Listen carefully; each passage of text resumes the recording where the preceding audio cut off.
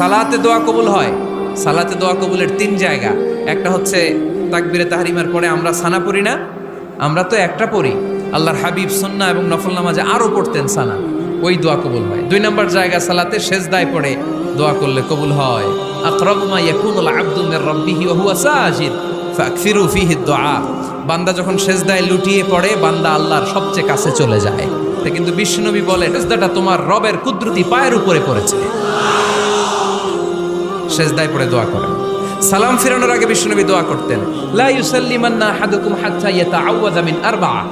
আল্লাহর হাবিব বললেন, 4 জিনিস থেকে পানাহ না আছে আমার কোন উম্মত যেন সালাম না ফিরায়। তারা যেন পড়ে, আল্লাহুম্মা ইন্নী আউযু বিকা মিন আযাবিল কবর, আউযু বিকা মিন আযাবি জাহান্নাম, আউযু বিকা মিন ফিতনাতিল মাহইয়া ওয়াল মামাত, আউযু বিকা মিন ফিতনাতিল মাসিহিদ দাজ্জাল।